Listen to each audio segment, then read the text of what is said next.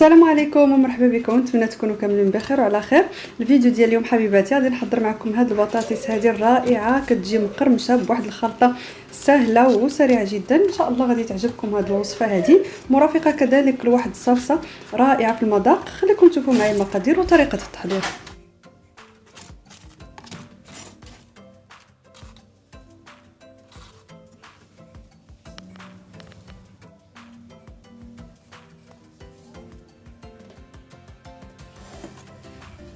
دابا نبداو حبيباتي بسم الله على بركه الله. بالنسبه للبطاطس كيف كتشوفوا معايا عندي هنايا جوج حبات كبار.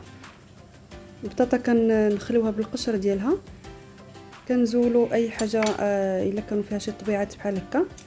البطاطا كنغسلوها من قبل، يعني كنحكوها وكنغسلوها مزيان حتى كتنقى، لاننا غادي نحتفظوا بالقشره ديالها ما غاديش نزولوها.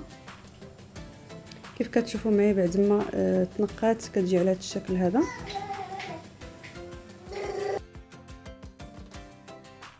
دابا حبيباتي كناخذوا البطاطا كنقسموها على جوج كيف كتشوفوا معايا، كل نصف حتى هو كنقسموه، ومن بعد كنبقاو نقطعوهم على شكل قطع. كنحاولوا يكونوا شويه متساويين، ما تكونش عندنا القطع رقيقه وما تكونش غليظه في نفس الوقت كيف غتشوفوا معايا في الفيديو.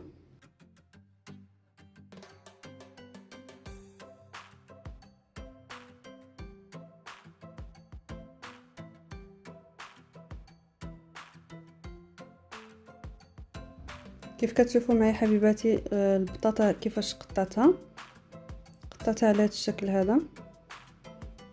كيف قلت لكم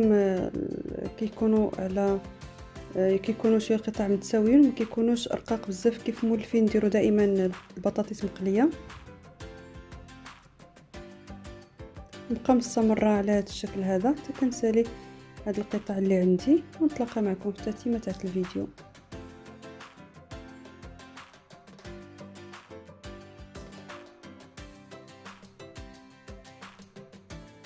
كيف كتشوفوا معايا حبيباتي البطاطا بعد ما قطعتها كتجي على هذا الشكل هذا.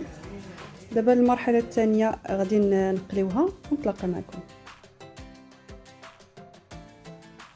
هنا بعد ما كتسخن الزيت كنديروا البطاطا كتقلى حتى كنقلي كاع الكميه اللي عندي ونتلاقى معكم.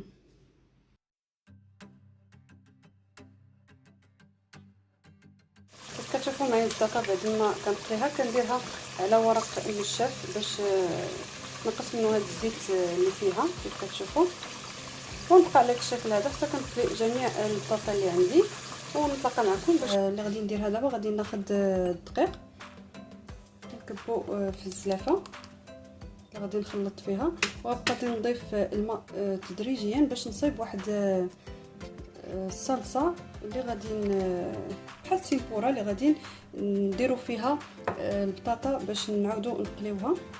بسم الله. بقى نضيفوا الماء تدريجيا، ما غاديش نضيف كلشي بدقه لانه عندي هذا الخليط خصو يكون ثقيل شويه ما يكونش جاري بزاف. بسم الله. نورمال يقدر يكفيني كاس تاع الماء مع كاس تاع الدقيق اولا اقل من كاس تاع الماء. كيف شفتوا معايا انا صايبتها معكم هكا باش تشوفوا الطريقه ديالها. نخلط مزيان حتى يعني ما بقاش عندي هاد الكويرات هذا عاد باش نضيف باقي الماء الا خاصني.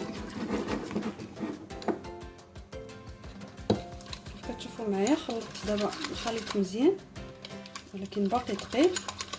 انا غادي به دابا غير يذوبوا لي داك الكويرات ديال الدقيق، غادي نضيف باقي الماء. كيف كتشوفوا ضفت هنا كاس تاع الماء مع كاس ديال الدقيق ونخلط مزيان. الا جاني ثقيل بزاف غادي نضيف الماء، الا جاني هو هذاك ما غاديش نضيف على حساب الدقيق عندي كيف داير. نشوفوا هكا. بسم الله. كتشوفوا معايا كيف كيجي الخليط. غادي نضيفوا الخليط ديالنا كيف كتشوفوا واحد المعلقه صغيره ديال الفلفل الاحمر اولا التحميره، شويه ديال ثوم بودره انا ضفت هنا ثوم بودره. الا عندكم بصل بودره حتى هي ضيفوها، انا ما عنديش. غادي نضيف شويه ديال الابزار ولا الفلفل الاسود، وهنا غادي نضيف الملحه. غادي نضيف تقريبا واحد المعلقه صغيره، ما تكونش عامره، لان الملح على حسب الذوق تاعت الملحه كيف كتشوفوا معايا هكا، ما تكونش عامره بزاف باش ما تجيناش مالحه.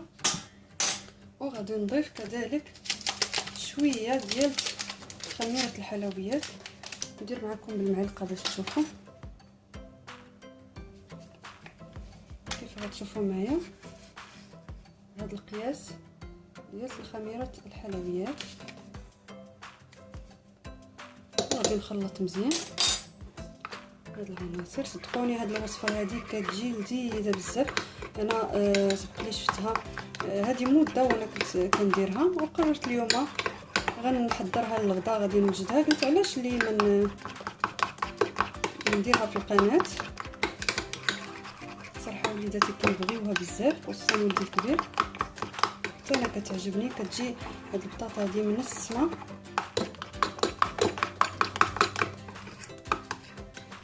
صافي غادي نخليها حتى نبغي تتقرب عندي وقت الغدا. انا مابقاش عندي باقي بزاف ديال تقريبا واحد نص ساعه هكا كنبدا نوجد الغدا. صافي وغادي نقلي البطاطا. دابا نخليكم معايا في تتمه الفيديو. كناخذوا البطاطا كنغمسوها في هذا الخليط كيف كتشوفوا معايا، ومن بعد كنديروها كتقلى.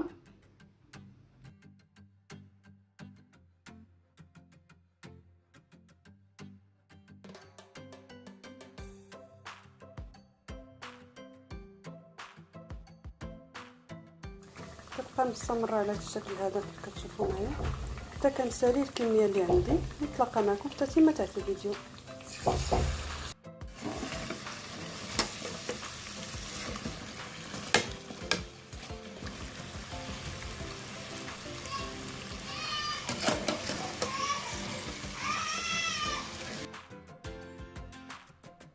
بالنسبه للصلصه المرافقه اللي غادي نرافقوا بها هاد البطاطا كيف كتشوفوا معايا هنايا، عندي هنايا المايونيز. كنضيف تقريبا واحد 3 المعالق ديال المايونيز اولا 2 معالق كبار عامرين. نضيف عندي هنايا واحد المعلقه صغيره تاع العسل،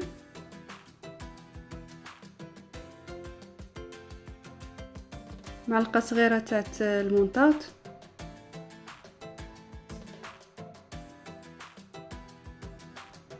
وهنايا كنضيفوا واحد المعلقه صغيره ديال الكيتشوب. من بعد كنضيفوا شويه ديال الملحه، شويه ديال الابزار ولا الفلفل الاسود على حسب الذوق ديالكم. كنضيفوا غير شويه شويه وكنخلطوا مزيان هاد العناصر.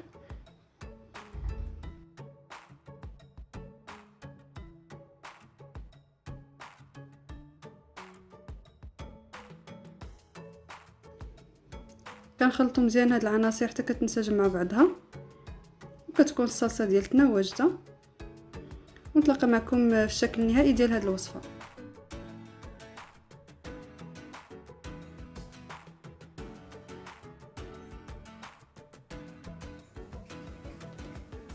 هذا هو الشكل النهائي حبيباتي ديال الوصفه اللي حضرتها معكم، وصفه بطاطس مقليه ومقرمشه مرافقه لهاد الصلصه هذه اللي هي رائعه ولذيذه بزاف.